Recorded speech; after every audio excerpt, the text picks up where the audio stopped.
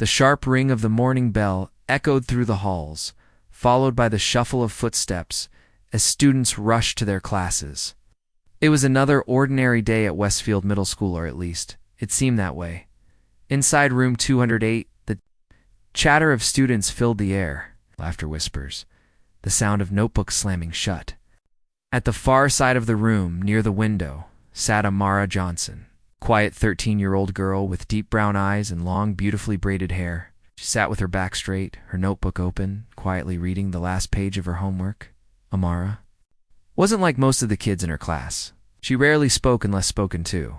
She didn't interrupt lessons. She didn't draw attention to herself. She just wanted to do well, keep her head down, and go home at the end of the day without any trouble. But trouble had a way of finding her. The door swung open. In walked Mrs. Collins, the strictest teacher in the school. Tall, thin, with sharp features and a voice that cut through any conversation, Mrs. Collins had a reputation. She didn't tolerate distractions. And she especially didn't like students who didn't meet her standards. Room immediately went silent as she stepped inside, her heels clicking against the tiled floor. The faint hum of the fluorescent lights was suddenly the only sound. Mrs. Collins's eyes swept over the room, cold and calculating until they landed on Amara. The teacher's lips curled not into a smile, but something sharper. She pointed, her finger like a spear. "You? Stand up," she said, her voice cutting through the air. Every head turned. Amara blinked, startled. Her book slipped from her hands, landing softly on her desk. "Me?" she whispered, pointing at herself. Mrs. Collins nodded once curtly.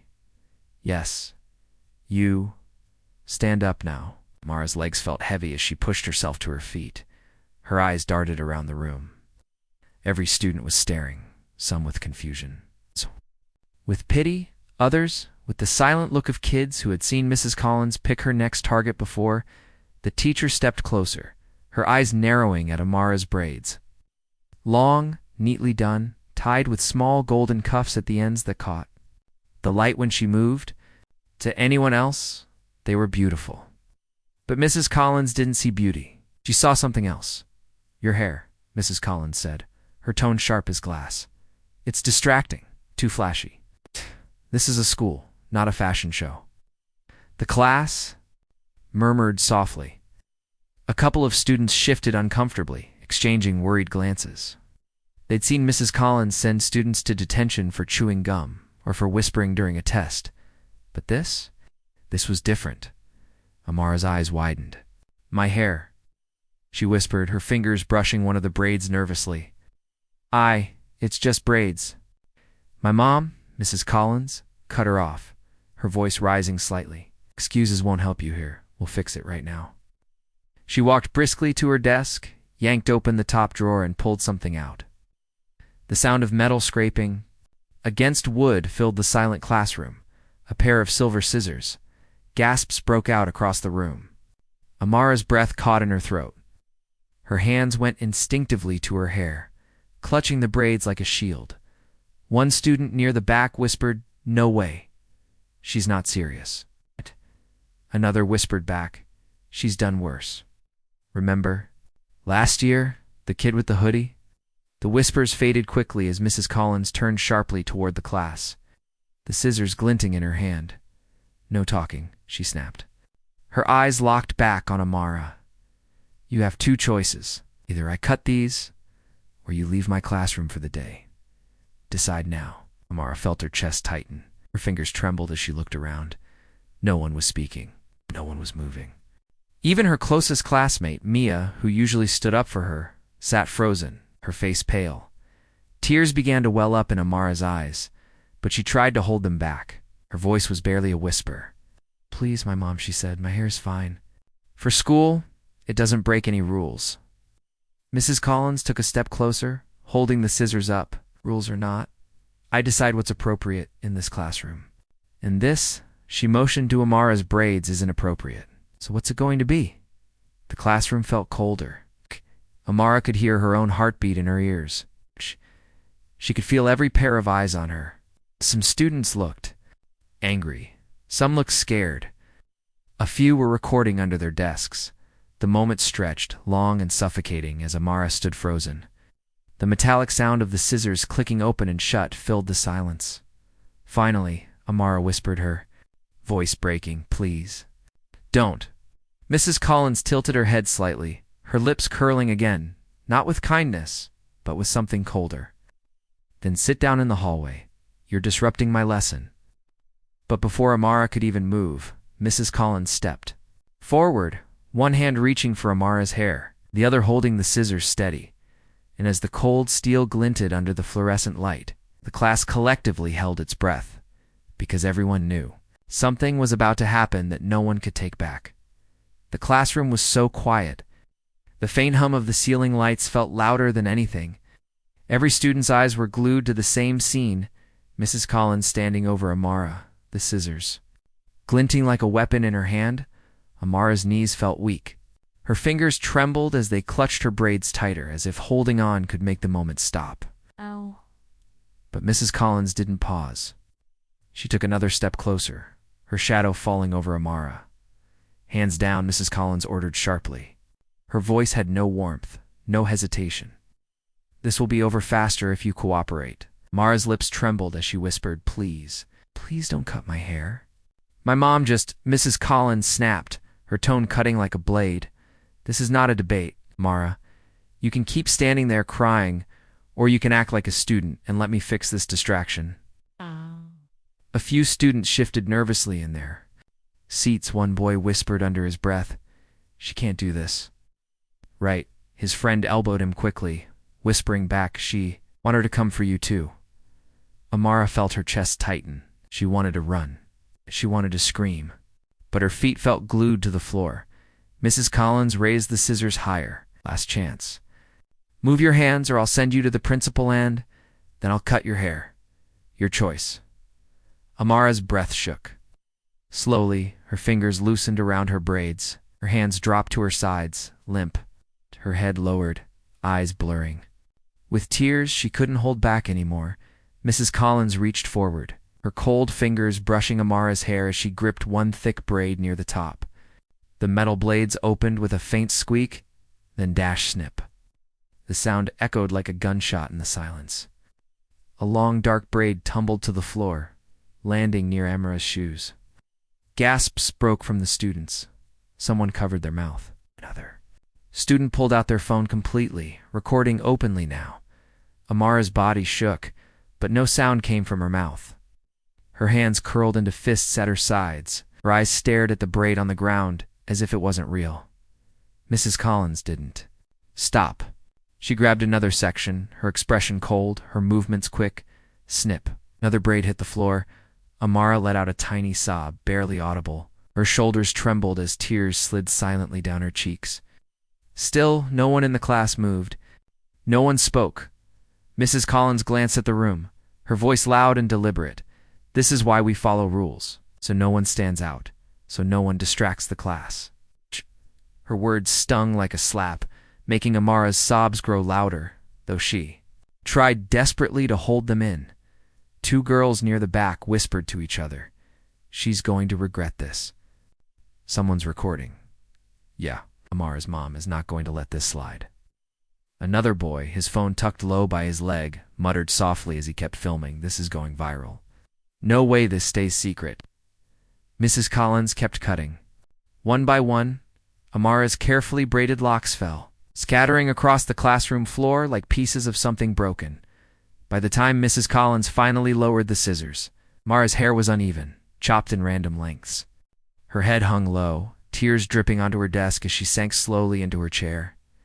Mrs. Collins placed the scissors back on her desk with a soft clink, dusting her hands off like she had just finished a chore. "There," she said flatly. "Now, maybe you'll pay attention in class instead of distracting others." She turned back to the whiteboard, picking up a marker as if nothing had happened. But no one was looking at the board. Every eye was still on Amara, some filled with pity, others with silent anger, a few with fear that they could be next. Amara didn't move. Her breathing was shaky, uneven. Her fingers trembled as they brushed over the jagged ends of her chopped hair. She didn't speak. She didn't cry loudly. She just sat there, small and broken, while the classroom remained frozen in a heavy, tense silence. And then, as if the world hadn't already stopped enough, the bell rang. The shrill sound cut through the tension like a knife. Students hesitated. Before standing, a few glanced at Amara, wanting to say something, but no one dared. Mrs. Collins didn't even look at her as she erased the board. Amara rose slowly, clutching her bag close to her chest. She stepped carefully around the pieces of her hair on the floor, as if stepping on them would break her even more. Her eyes stayed fixed on the ground as she walked out, but the students who recorded, they were already uploading, already sharing, and by the end of the day, the whole school and someone much more important would see everything. The hallway outside the classroom was empty and cold. Amara's footsteps echoed softly as she walked, her bag clutched tightly to her chest. Every step felt heavier than the last. She didn't want to lift her head. She didn't want to see the looks, the stares, the whispers she could already imagine. Her eyes burned, tears threatening to fall again. Her hand brushed her uneven hair, the jagged strands where her neat braids used to be. The touch made her stomach twist. She turned sharply down another hall and pushed into the nearest bathroom. The heavy door swung shut behind her, muting the noise of the rest of the school. The bathroom was empty.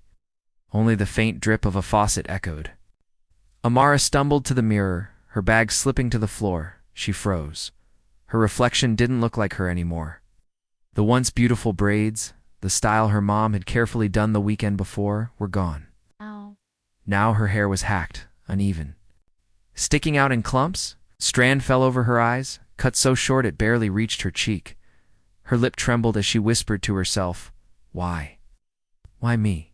The words barely left her throat before the tears spilled over. She grabbed the edge of the sink, her knuckles turning white as she sobbed, her shoulders shaking. It wasn't just the hair. It was the humiliation. The way Mrs. Collins had smiled like she was doing something right. The way no one had stopped her. The way everyone just watched. Amara slid down to the cold tile floor, her knees pulled too. Her chest, her phone buzzed in her pocket, but she didn't reach for it, not at first. Another buzz, another. Finally, with trembling hands, she pulled it out. Her screen was filled with notifications. Texts, mentions, videos. One message stood out. From her classmate Mia, "I recorded everything. I sent it to you. Show your mom. She needs to see this." Attached was the video. Amara hesitated, her thumb hovering over the play button. Her hands were shaking so badly, she almost dropped the phone. She pressed play. There it was, the whole thing. Mrs. Collins's cold stare, the glint of the scissors, the braids falling to the floor, her own face, frozen and pale, tears streaming. As the class sat silent, Amara felt her chest tighten. Her hand flew to her mouth as she paused the video. She couldn't watch it again, not yet. Her phone buzzed again. Another message from Mia. "It's already going around school. People are talking. I think your mom already saw it." Amara's breath caught. Her mom? She hadn't called her yet. She didn't even know what she'd say.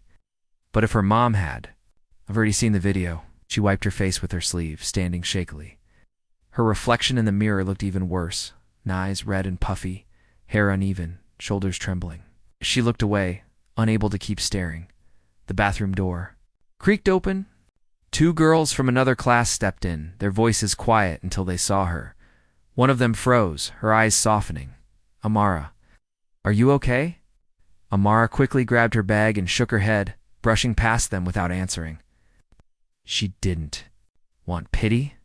She didn't want whispers. She just wanted to disappear. But deep down, as she walked back into the hallway, a different thought pushed through her tears.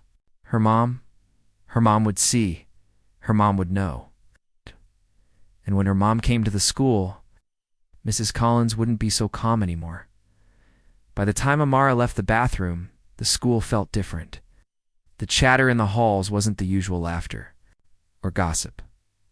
It was whispers, quick glances at phones, people looking at her, then looking away quickly.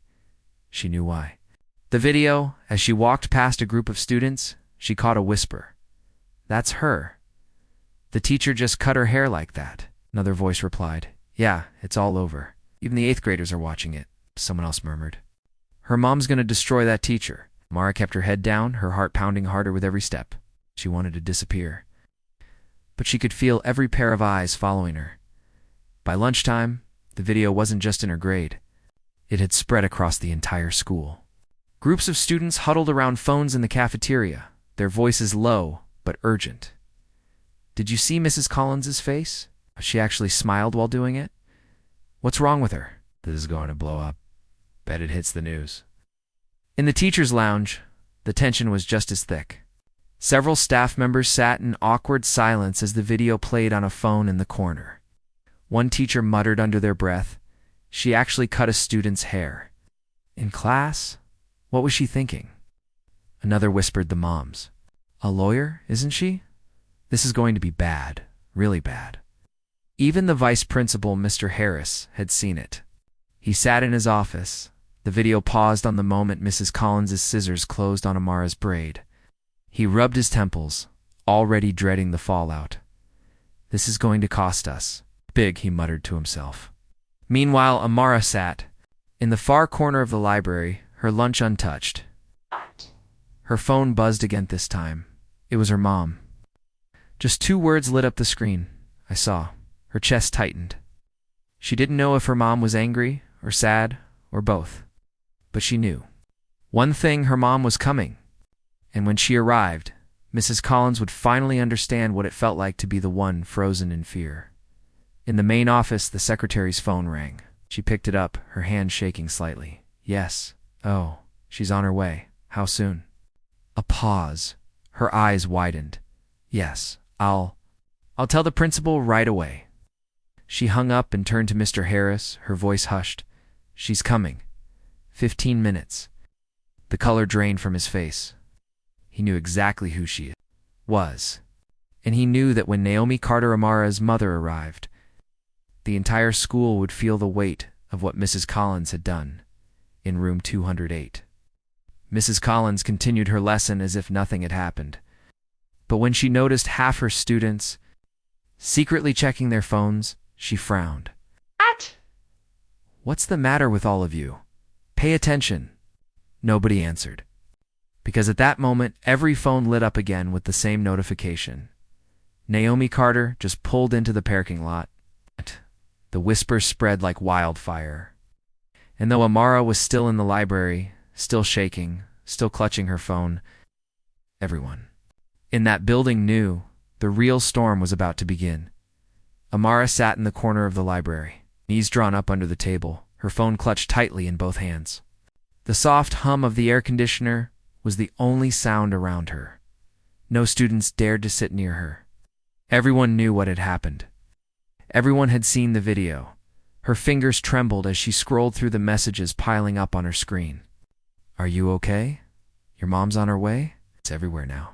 Instagram, TikTok, everywhere. Her stomach knotted tighter with each buzz. She didn't want to be famous.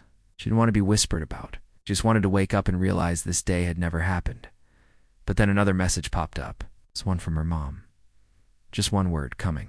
Amar's heart pounded harder. She could picture her mom already. Naomi Carter didn't rush. She didn't storm into places. She walked in calm, but every step carried weight. And when she was angry, she didn't yell. Her silence was scarier than anyone. Shouting, Amara closed her eyes and tried to steady her breathing. She remembered all the times her mom had told her, if someone tries to embarrass you, you don't fight back with noise. You let me handle it. I will handle it. For the first time today, Amara felt a flicker of something besides fear. Flicker of hope. Meanwhile, outside the school, a sleek black SUV pulled into the parking lot. Naomi Carter stepped out slowly, her heels clicking softly against the pavement. She was dressed sharply, her blazer buttoned, her posture perfect. Her face was calm, but her eyes, those deep, piercing eyes, told a different story. She had seen the video. She had watched her daughter's tears, and she hadn't said a word yet. 2 students standing near the entrance whispered, their phone's already out. That's her. It's Amara's mom. She looked serious, like really serious. Naomi didn't glance at them. She adjusted the strap of her bag on her shoulder and walked forward, her pace steady, controlled. Every person she passed, students, staff, even the janitor, stepped aside instinctively.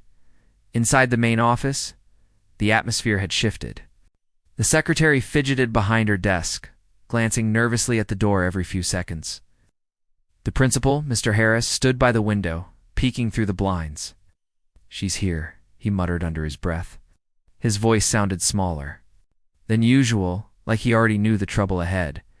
Mrs. Collins sat in a chair near the back, her arms crossed. She looked annoyed, not worried yet. "She's just a parent," Mrs. Collins said flatly. "We have school policies. I was correcting a distraction. This will blow over." The principal turned to her, his expression strained. "You don't understand who Naomi Carter is, do you?" Mrs. Collins raised an eyebrow, unimpressed. "She's Amara's mother." "So what?" The principal rubbed his temples. "She's not just her mother. She's Naomi Carter, a civil rights attorney who's taken on schools and won. Every single time. And now, you've given her a case on video." Mrs. Collins's face twitched slightly, but she stayed silent. The faint sound of heels clicking down the hall grew louder, closer, steady, like a clock counting down. Naomi Carter stepped into the office without knocking. The room instantly went silent. Her presence filled the space, not loud, not dramatic, but heavy, commanding. She set her bag gently on the counter and looked around, her eyes scanning each person one by one. Her voice, when it came, was calm, but firm. "I'm here for my daughter. And for the teacher who thought it was acceptable to humiliate her." Her gaze settled on Mrs. Collins. The teacher, for the first time all day, looked uneasy. Not terrified, not yet, but uneasy. Because Naomi Carter didn't look like a parent ready to argue. She looked like someone who had already won, and she hadn't even sat down yet. The air in the office felt heavier the moment Naomi Carter walked in. No one spoke at first, not the secretary, who shrank behind her desk.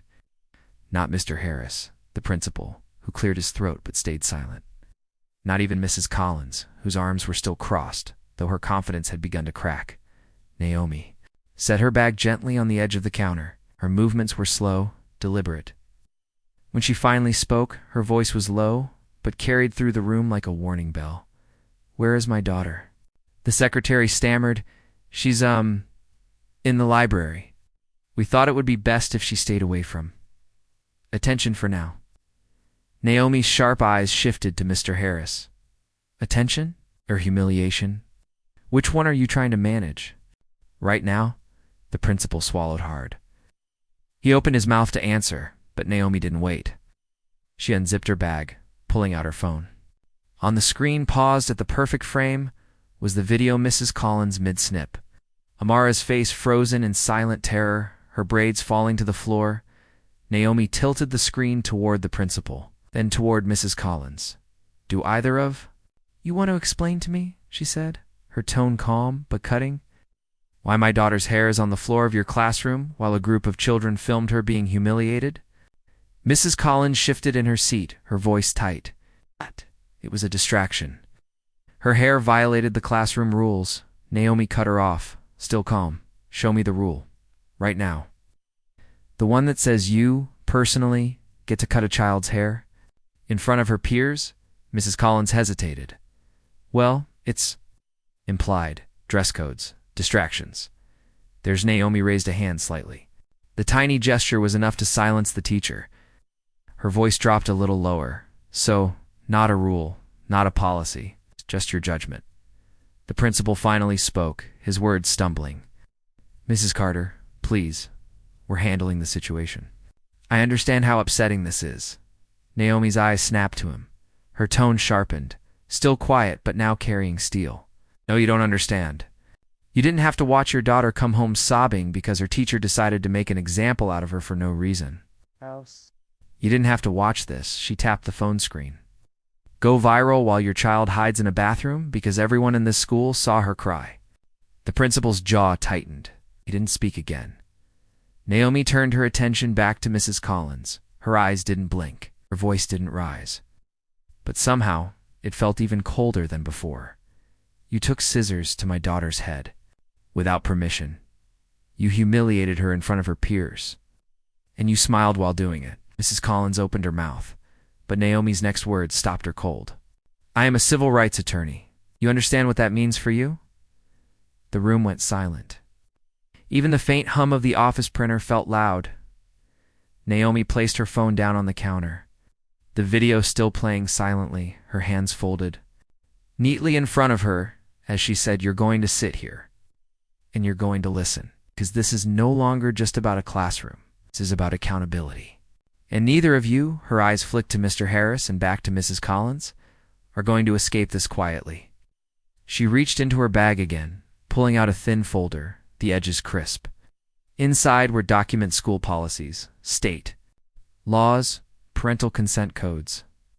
She slid the folder across the counter toward Mr. Harris without looking away from Mrs. Collins. Here's what's going to happen next, and trust me, none of it will be optional. Mrs. Collins's arms slowly uncrossed. For the first time all day, her posture slouched just slightly. Her jaw clenched as the weight of Naomi's words finally started to sink in. The real reckoning was only beginning. The office was silent, except for the soft shuffle of papers, as Naomi slid the folder closer to the principal. Neither Mr. Harris nor Mrs. Collins reached for it. They just stared at Naomi, one anxious, the other frozen, her usual authority cracking. Naomi straightened her blazer before speaking. Our tone was calm, steady, every word deliberate. My daughter has been publicly humiliated, assaulted, and filmed. This is not a conversation anymore. This is a list of what's going to happen next. Mrs. Collins shifted uncomfortably, her voice low. Assault is a strong word. I was correcting. Naomi's eyes flicked to her, sharp as a blade. Correction doesn't involve scissors and a child's tears. Call it what it is before I make sure the courts do. Mrs. Collins closed her mouth. Naomi pointed to the folder.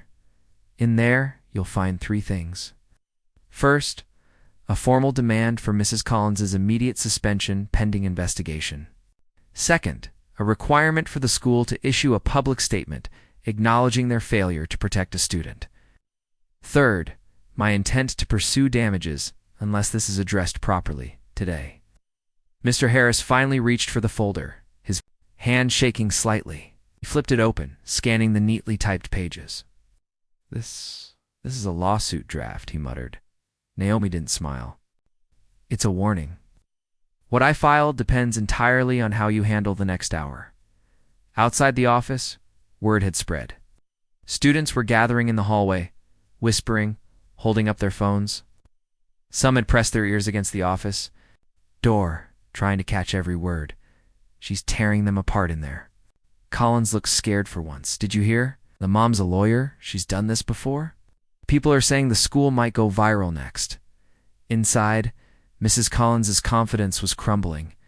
Her arms no longer crossed, rested limply. At her sides, she muttered, her voice quieter now, I was following the rules. Dress codes exist for a reason. Naomi didn't raise her voice, but her words cut through the air. Show me the rule that says you can cut a child's hair without parental consent. Go ahead, I'll wait. Silence. Naomi stepped closer to Mrs. Collins, her eyes unwavering. You believe your classroom is your kingdom, and your students are beneath you. But my daughter is not beneath anyone. Not today. Not ever again. Mrs. Collins looked away, her jaw tight. Just her first time, she looked small. Mr. Harris cleared his throat. His voice was low, almost pleading. Mrs. Carter, we can work something out. Let me call the district office. We'll start the suspension paperwork, make a statement, but please don't escalate this. Naomi didn't blink. You have 30 minutes to start? If you don't, I'll make one call, and this video won't just be a school problem. It'll be on every local news channel by the end of the day. The principal's face paled.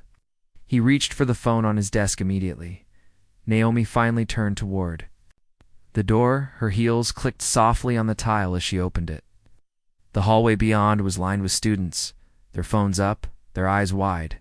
For a moment, the chatter died down completely. Naomi stood in the doorway, her voice calm but firm. Someone tell my daughter I'm here. She doesn't need to hide anymore. Whispers broke out instantly. Dozens of feet scattered, students rushing to find Amara. The tension in the air shifted. Everyone could feel something big was about to happen. Naomi stepped fully into the hall, her expression unreadable. Behind her, Mrs. Collins sat stiffly in the office chair, staring at the floor while the principal fumbled on the phone. The school wasn't just watching anymore.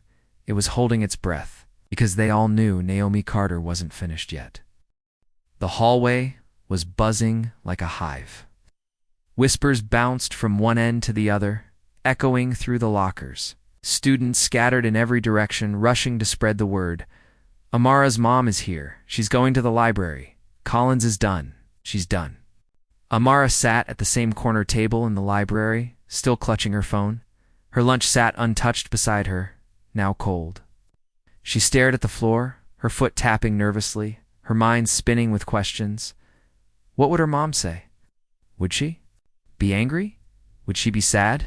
Would she look at Amara and see shame or rage? The soft creak of the library door broke her thoughts. Amara lifted her head, her breath catching. Naomi Carter stood in the doorway, not rushing, not stomping, just standing, her posture tall, her gaze locked on her daughter. For a moment, no one else moved. Even the librarian, who had been shelving books, froze mid-step. It felt like time had paused. Naomi walked toward Amara slowly, her heels clicking softly against the polished floor. Every step was steady, measured.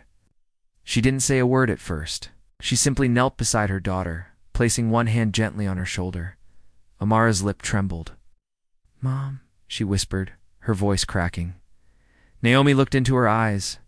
There was no anger, there were only a deep, unshakable calm. Her voice was soft, but every syllable carried strength. "You didn't do anything wrong, Amara. Not one thing." Amara's eyes welled up again. She tried to speak, but Naomi shook her head gently. "No, you don't need to explain. I saw everything." Naomi reached out, brushing a strand of Amara's uneven hair back from her face. Her fingers lingered for a moment, a flicker of something sharp flashing in her expression. Pain, anger. Maybe both, but it vanished as quickly as it appeared. "Stand up," Naomi said softly. Her tone wasn't a request. It was a quiet command. Amara stood, her legs still shaky. Naomi adjusted her blazer, straightened her daughter's shoulders, and took her hand. "We're leaving this library together. And when we walk out there, you're going to hold your head high." Amara hesitated. "But everyone's staring." Naomi's lips curved into the faintest, most controlled smile. "They let them. They're about to see why they should never stare at you with pity again." The hallway outside had grown even more crowded. Students lined both sides, their phones ready, whispers flying. Some teachers had stepped out of classrooms, tension etched across their faces. The air felt charged, like a storm about to break. The library doors swung open. Naomi Carter stepped out first, her chin high, her heels echoing.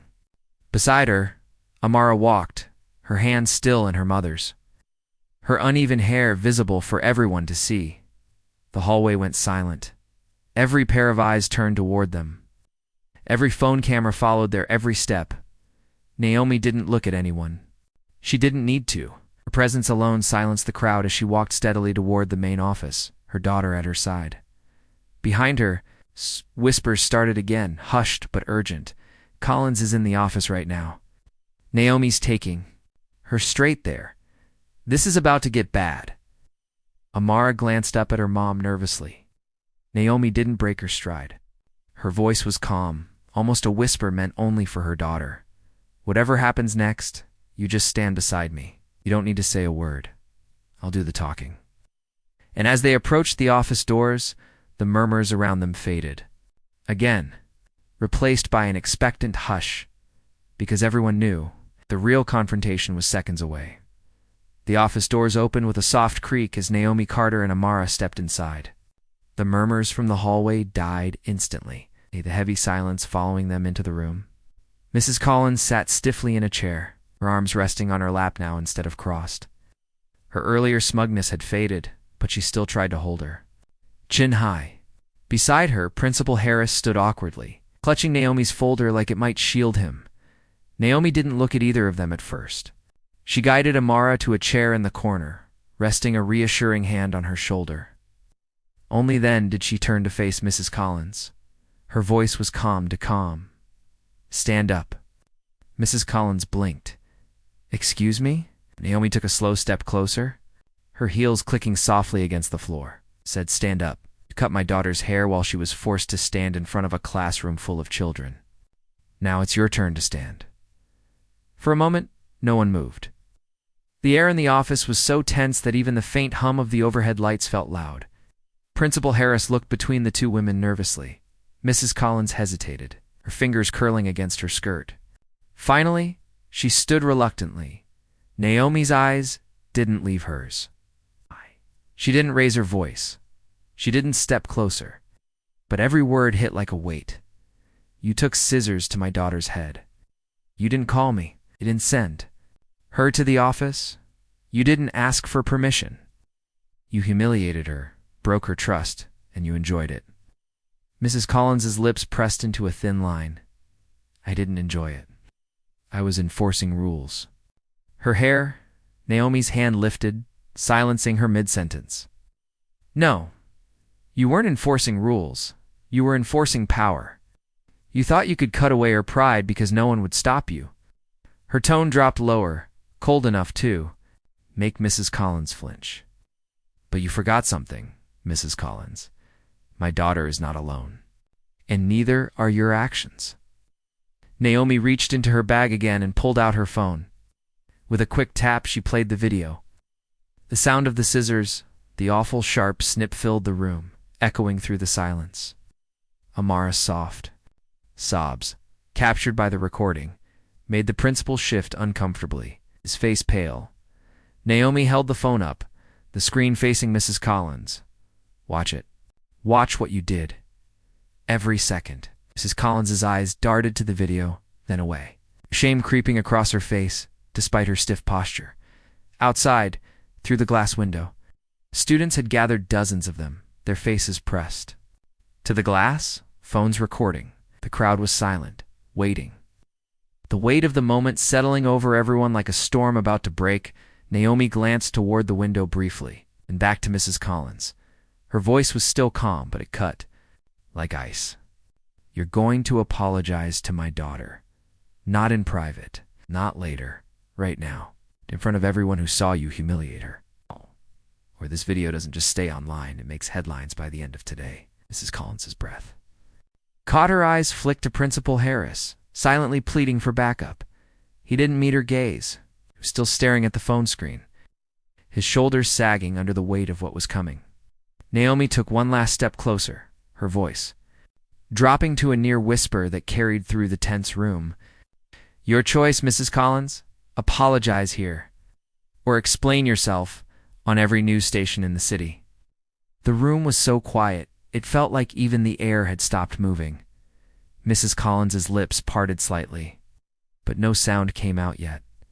Outside, the crowd of students leaned closer, holding their breath, waiting for the first crack in the teacher's composure, because everyone knew next words would change everything.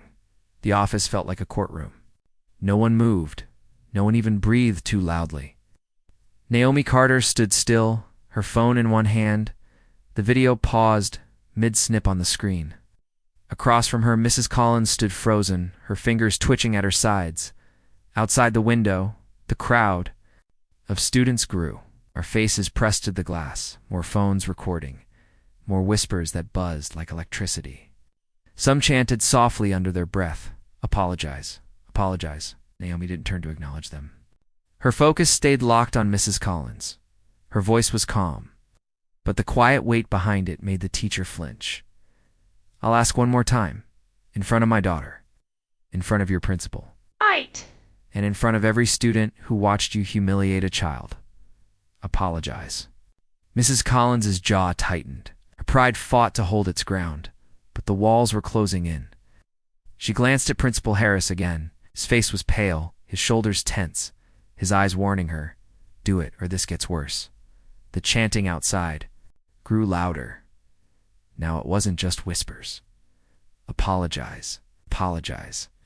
The muffled rhythm shook the glass panes. Mrs. Collins swallowed hard. Her voice, when it finally came, was low and tight. I'm sorry, Amara. Naomi tilted her head slightly, her expression unreadable. Louder. They didn't hear you. Mrs. Collins's shoulders stiffened. She glanced at the window at the dozens of phones filming her every move. Her pride cracked just a little more. This wasn't just a forced apology. This was public. Permanent. Her voice rose, louder, though it still trembled. I am truly sorry, Amara, for cutting your hair, for embarrassing you. It was wrong. The chanting outside erupted into cheers, echoing down the hallway. Students knocked on the glass, some even clapping. Phones captured every second. Amara, sitting silently in the corner, felt tears sting her eyes again. But this time, they weren't from humiliation. Her mom's hand squeezed her shoulder gently. Grounding her, Naomi's gaze stayed on Mrs. Collins a moment longer, making sure the weight of it sank in. Then, finally, she put her phone down. Her voice stayed calm, but carried the final blow. This apology will not erase what you did, but it will be the first thing every parent, every student, and every reporter sees before we're done here. Mrs. Collins's lips pressed into a thin, bitter line, but she didn't argue. She couldn't. The power had shifted completely. Naomi turned to her daughter. Come on, Amara, we're done here. As they walked out of the office, the hallway erupted in cheers and camera flashes. Naomi kept her chin high, her hand on her daughter's back, guiding her through the crowd like a shield. Behind them, in the office, Mrs. Collins finally sank into her chair. Her hands shook as the cheers from the hallway echoed through the walls. She had never felt so small, and she knew this wasn't the end of her reckoning. It was only the beginning.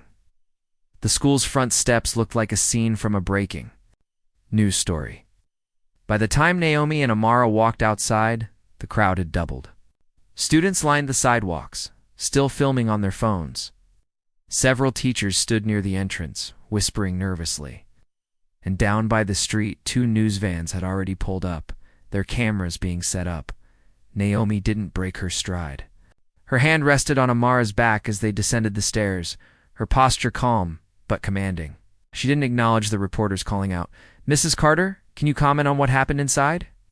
Are you planning to sue the school? What do you say to parents who are demanding Mrs. Collins be fired? Naomi stopped at the bottom step. She turned not to the cameras, but to her daughter. Amara's eyes were wide, still watery. Still overwhelmed? Her uneven hair caught in the afternoon light, a painful reminder of what had happened. Naomi knelt slightly so her face was level with hers. Only for Amara. You hold your Amara. You hold your head high no matter what. Try to make this a spectacle, but this is not your shame. It's theirs. Amara nodded softly, biting her lip. Her mom reached out, brushing another jagged strand of hair from her face, and added, and I promise you, this will never happen again. Not to you. Not to anyone else in this school. Then Naomi stood, her expression shifting back to the calm, unshakable mask she had worn all day. She turned toward the reporters, her voice carrying enough weight to silence the crowd. This school failed to protect a child. Today my daughter was humiliated by a teacher. But let me be clear, this will not be buried, and it will not be forgotten. Every parent deserves to know their children are safe in this building.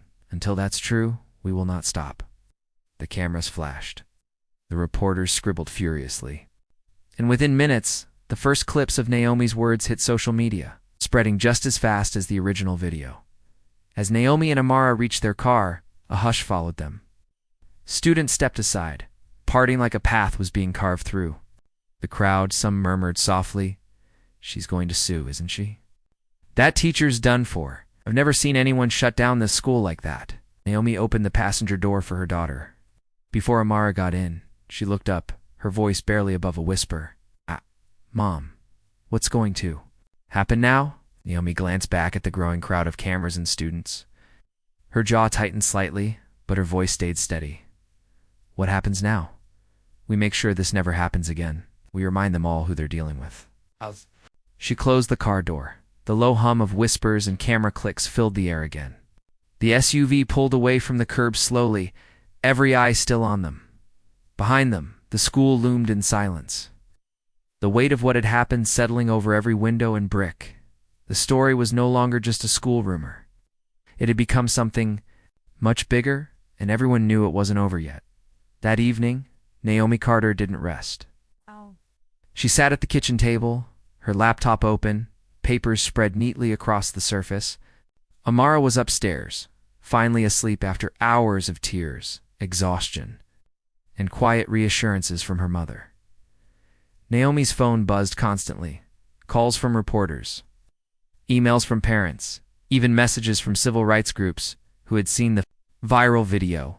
Everywhere she looked, the clip was there. Mrs. Collins holding scissors, Amara's tears, the moment Naomi walked into the school like a storm. Millions of views, thousands of comments, hashtag spreading faster than she could track. But Naomi didn't smile. She didn't celebrate. She worked.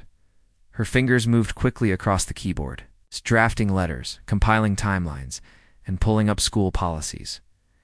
Every document was saved, organized, and labeled. She was building a case, piece by piece, not just for her daughter, but for every child who had ever been silenced or humiliated like her. Across the table, Naomi's phone lit up with a new message. It was from another parent at the school. Her voice note was shaky emotionally. "My daughter. Mrs. Collins grabbed her arm last semester. She was too scared to tell anyone. We need your help." Naomi pressed her lips together, her eyes narrowing. Slightly, she opened another folder and began typing the parent's name. This wasn't just about Amara anymore. Mrs. Collins had a history, and Naomi would expose every piece of it. The next morning, Naomi walked into the district school board office. Not rushed, not flustered. Just as calm, just as steady as the day before. But this time, she wasn't alone. 3 other parents stood behind her, each holding paperwork, each looking like they had been waiting for this moment. A local news crew lingered outside, cameras ready, microphones poised inside. The superintendent and a row of board members shifted nervously as Naomi placed a thick folder on the table. She didn't sit. She didn't waste time. "This," she said, sliding the folder forward, "is a formal demand. Multiple reports, including video evidence, proving a pattern of misconduct by one of your teachers, and a record of your administration's failure to prevent it." The superintendent tried to interject, but Naomi's calm voice overrode his. "You can settle this quietly, or you can let it become the headline your district will never escape. The choice is yours. You have 48 hours. Her words weren't loud, but they landed like a gavel striking wood. Outside, the cameras flashed again as Naomi and the parents exited the building. Reporters called out, their questions overlapping. Naomi stopped at the top of the steps, her voice carrying clearly as she spoke. "This is no longer about one incident. It's about every child's right to be safe, respected, and protected in their classrooms. If the district won't act, we will. And we're just getting started." The crowd of parents and students erupted in cheers. Phones captured every second. By nightfall, Naomi's words were already trending online. The district's phones were ringing off the hook at home. Amara watched the coverage on TV. Her mother's calm figure, standing strong outside the board office, made her feel something. She hadn't felt since that horrible day began. Safe. She whispered to herself, almost like a promise. Mom's not just fighting for me. She's fighting for all of us. By the end of the week, Naomi Carter's calm voice and piercing stare were everywhere. National news channels replayed the viral clip of her walking into the school, facing down the teacher, and demanding justice. The video had passed 10 million views. Hashtags like hashtag justice for Amara and hashtag protect our kids were trending across social media. Local parents began holding signs outside the school gates. Stop teacher abuse. Hold Collins accountable. Protect our children. Reporters camped outside the district office waiting for statements. The superintendent, normally confident, now avoided cameras, ducking into side doors whenever he appeared in public. But while the world's attention was on Naomi, Amara was the one everyone wanted to see. Her friends sent messages constantly. "Are you okay? You're a hero, Amara. Everyone's talking about you. You're so brave." At first, Amara didn't feel like a hero.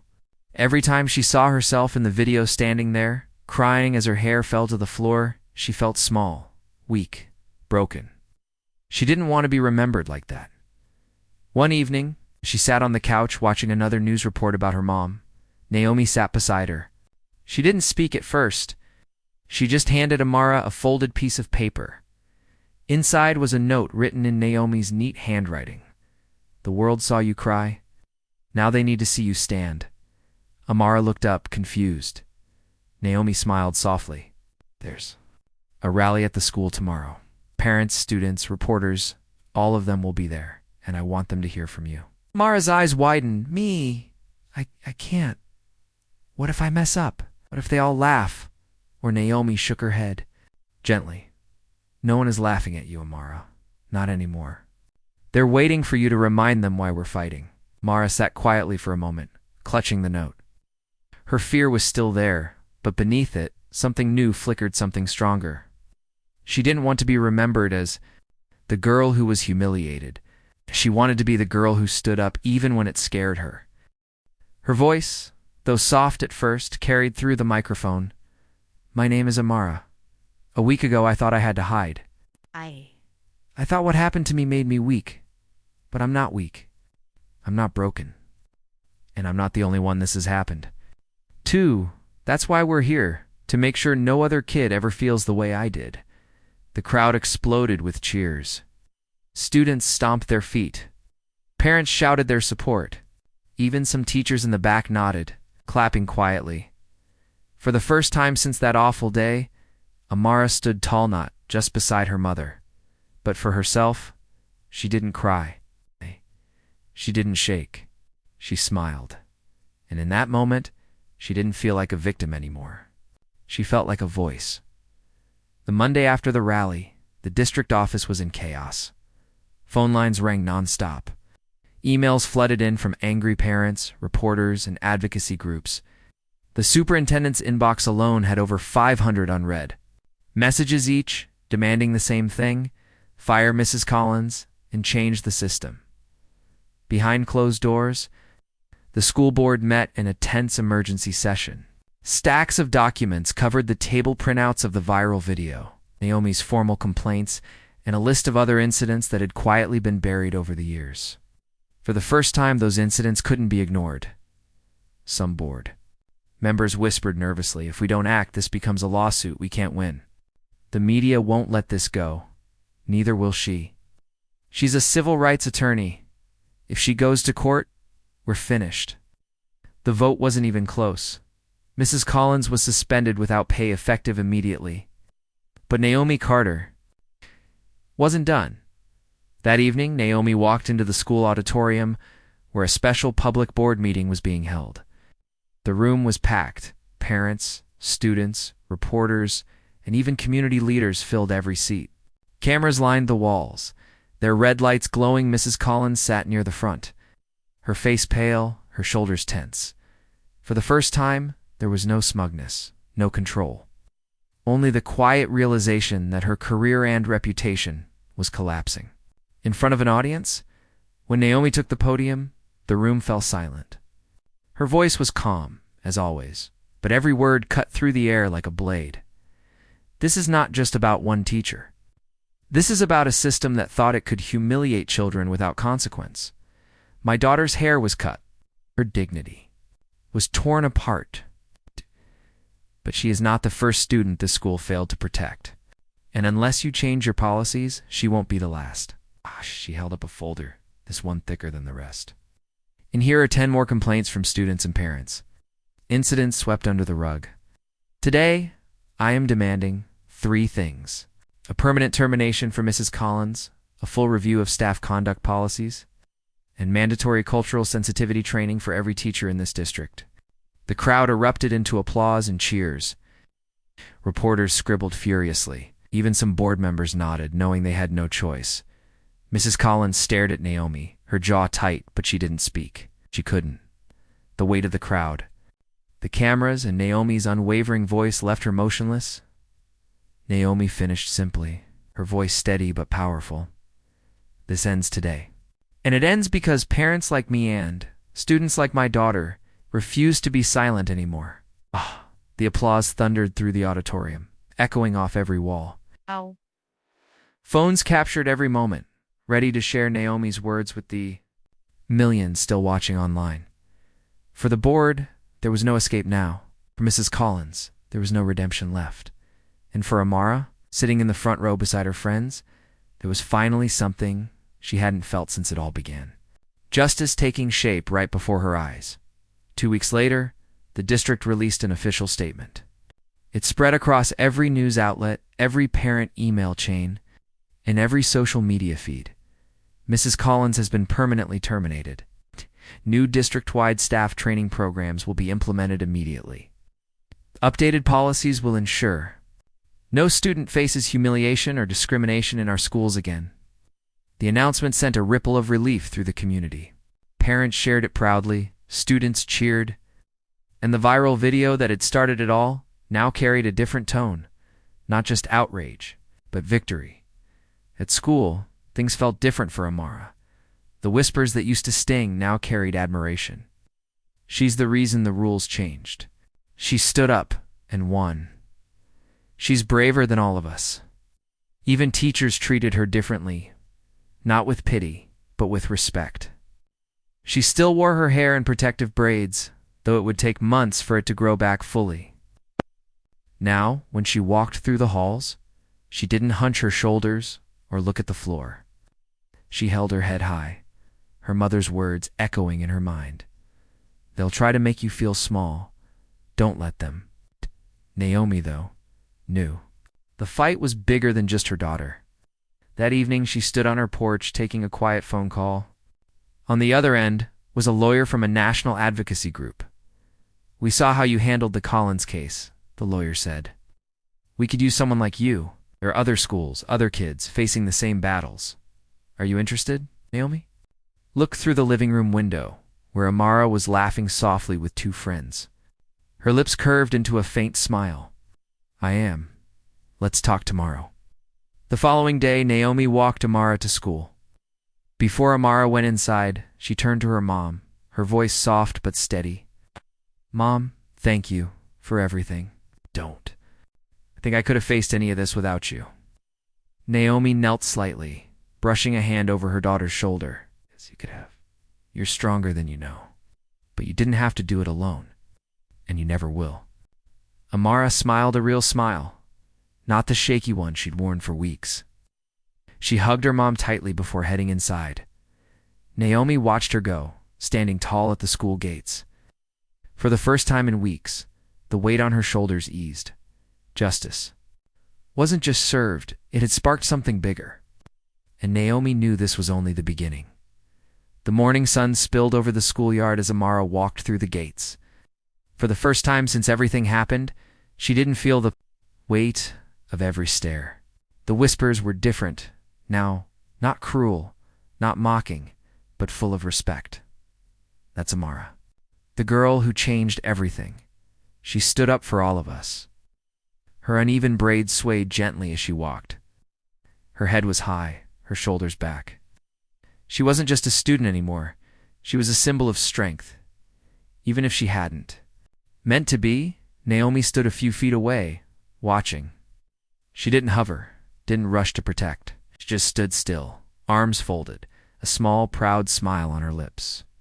For weeks, every step had been a battle. But now, for the first time, Naomi saw her daughter walk into the school not as a victim, but as herself. Again confident, unshaken, unafraid.